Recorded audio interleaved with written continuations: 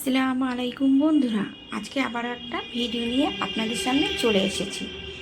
তো বন্ধুরা, কাছে দূরে দেশ বিদেশে যে যেখান থেকে আমার এই ভিডিওটা দেখছেন সবাইকে আমার অন্তর থেকে অনেক অনেক ভালোবাসা অভিনন্দন। তো বন্ধুরা, আশা করি আপনারা সবাই ভালো আছেন আর আপনাদের ভালোবাসায় আমরাও খুব ভালো আছি। তো বন্ধুরা, আজকের কোনো রান্নার রেসিপি নয়, আজকে আমি কাঁঠালের বিচি বা অনেকে কাঁঠালের দানা বলেও থাকে, তো সেই কাঁঠালের বিচি পরিষ্কার করার পদ্ধতি নিয়ে আপনাদের সামনে চলে এসেছি, শুধুমাত্র একটা উপকরণ দিয়ে। তো বন্ধুরা, গ্রামের ভাষায় অনেকেই কিন্তু কাঁঠালের দানা বলে থাকে, আবার অনেকে কাঁঠালের বিচিও বলে। তো আমার এই বিচি পরিষ্কার করা একদম শেষের লোক প্রথমেই আপনাদের সামনে তুলে ধরেছি। শুধুমাত্র একটা উপকরণ দিয়ে কত সুন্দরভাবে বিচি পরিষ্কার করা যায় সেটাই আজকে আপনাদের সঙ্গে শেয়ার করব। তো এখানে আমি একটা ছোট বাটির এক বাটি কাঁঠালের বিচি নিয়েছি। এখন কাঁঠালের মরশুম, আর এই সময় সবাই কাঁঠাল খায় বন্ধুরা, আর সবাইয়ের বাড়িতেই কম বেশি কাঁঠালের বিচি পাওয়া যাবে, কারণ কাঁঠাল তো সব সময় পাওয়া যায় না। তো এই সময় কাঁঠালের মরশুম, আর এই সময় কিন্তু প্রত্যেকের বাড়িতেই প্রত্যেকেই কিন্তু কাঁঠাল খেতে ভালোবাসে, বা অনেকে আবার খেতেও চায় না, অনেকে খুবই ভালোবাসে। তো যারা খেতে চায় বা খেয়েছেন তাদের বাড়িতে নিশ্চয়ই কাঁঠালের বিচি আছে। তো আমার এই ভিডিওটা দেখার পরে আপনারা অবশ্যই এইভাবে একবার ট্রাই করে দেখবেন বন্ধুরা, কিভাবে একটা উপকরণ দিয়ে কাঁঠালের বিচি পরিষ্কার করা যায়। তো গ্রামের মধ্যে মা কাকিমারা আগেকার দিনে কাঁঠালের বিচি কিন্তু এইভাবে পরিষ্কার করতে পারতো না।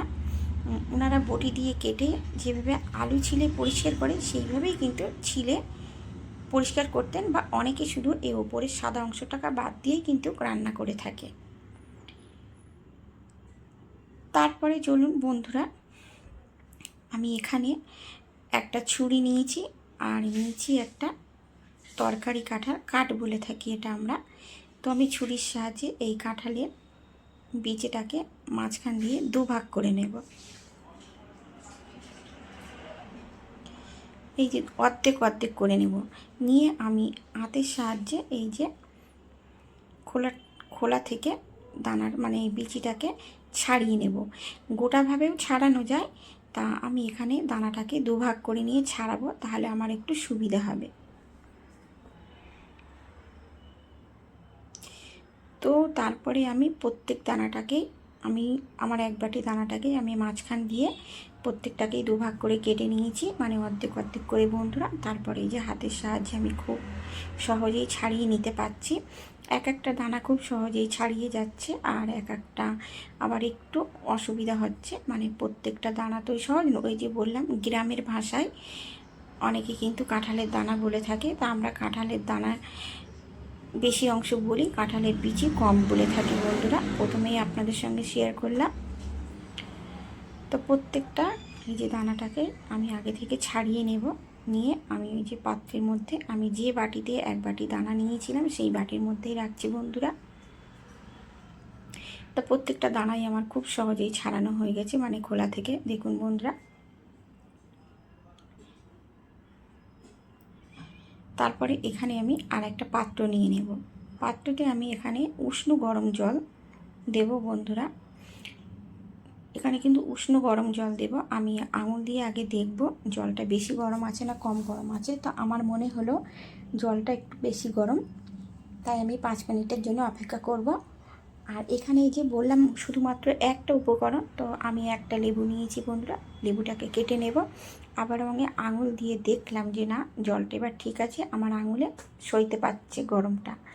তো লেবুটাকে আমি দুভাগ করে নিলাম, আর গোটা লেবুর রসটাই আমি এই জলের মধ্যে দিয়ে দেব।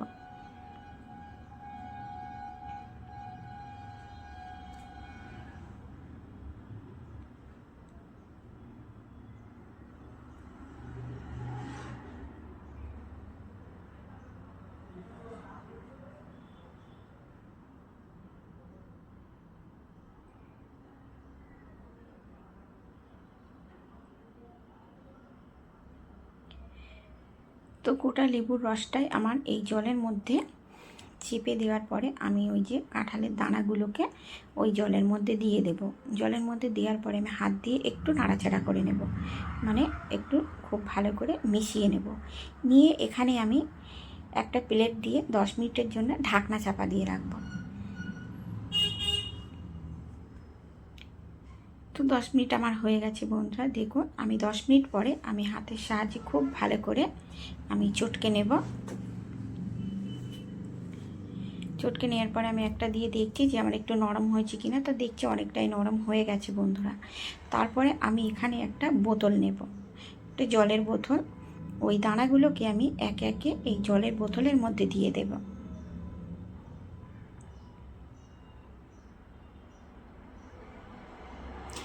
যে সমস্ত বন্ধুরা আমার এই ভিডিওটা দেখতে দেখতে এই পর্যায়ে চলে এসেছেন, লাইক করনি বা লাইক দিতে ভুলে গেছো বন্ধুরা, প্লিজ অবশ্যই একটা করে লাইক করে দেবেন, কারণ আপনাদের একটা করে লাইক আমার অন্য একটা ভিডিও বানানোর জন্য উৎসাহিত করে বন্ধুরা। তো আমি সমস্ত দানাটা ওই বোতলের মধ্যে দেওয়ার পরে ঢাকনা চাপা দিয়ে আমি বোতলটাকে একটু হাতের সাহায্যে অনবরত বেশ কিছুক্ষণ ধরে নাড়তে থাকবো। তো নাড়ার পরে আপনারা দেখেই বুঝতে পারছেন খোলাটা কিন্তু অনেকটাই আমার বোতলের গায়ে লেগে গেছে। তারপরে আমি ওই যে পাত্রের মধ্যেই আবার ওই বোতল থেকে দানাগুলো নামিয়ে নেব। নামিয়ে নেওয়ার পরে আমি এখানে এই মধ্যে জল দিয়ে দেব। জল দেওয়ার পরে আমি আবারও হাতের সাহায্যে খুব ভালো করে চটকে নেব। তাহলে খোলাগুলো আমার এখানে আলাদা হয়ে যাবে বন্ধুরা, মানে আপনারা দেখেই বুঝতে পারছেন যে কতটা আমার এই দানা থেকে ছালটা উঠে গেছে আর কতটা গায়ে লেগে আছে। তো এইভাবে আমি 4 থেকে 5 বার ধুয়ে নিলাম বন্ধুরা। 4 থেকে 5 বার কষতে কষতে ধুয়ে নেওয়ার পরে আমার এই যে কাঁঠালের দানার লুকটা এসেছে দেখুন বন্ধুরা। সমস্ত খোলাটাই কিন্তু কাঁঠালের মানে দানা থেকে উঠে গেছে, তাও আবার শুধুমাত্র একটা উপকরণ দিয়ে। কত সহজে তাহলে কাঁঠালের দানা পরিষ্কার করা যায় আপনারা দেখেই বুঝতে পারছেন বন্ধুরা। তো আপনারা একবার হলেই এইভাবে বাড়িতে ট্রাই করে দেখবেন।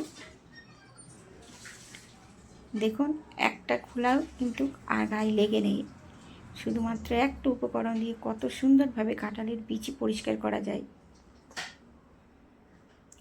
তারপরে এই যে আমি আবারও অন্য একটা পাত্রে তুলে নিচ্ছি বন্ধুরা দেখুন। তো আমার ভিডিওটা যদি আপনাদের ভালো লেগে থাকে তাহলে অবশ্যই লাইক কমেন্ট শেয়ার এবং সাবস্ক্রাইব করে আমার পাশে থাকবেন বন্ধুরা। যদি ইউটিউব থেকে দেখে থাকেন তো অবশ্যই আমার চ্যানেলটিকে সাবস্ক্রাইব করে আমার পাশে থাকবেন, আর যদি ফেসবুক থেকে দেখে থাকেন অবশ্যই আমার চ্যানেলটিকে ফলো করে দেবেন। পুরনো বন্ধুরা তো আমার ভিডিওটা অবশ্যই দেখবেন, আর নতুন নতুন বন্ধুদের তো আমন্ত্রণ রইল আমার ভিডিওটা দেখার জন্য বন্ধুরা। তো নিত্য নতুন ভিডিও দেখার জন্য আমার পাশে থাকুন বন্ধুরা। দেখা হচ্ছে অন্য কোনো ভিডিওর সঙ্গে। আজকের মতো আল্লাহ হাফেজ।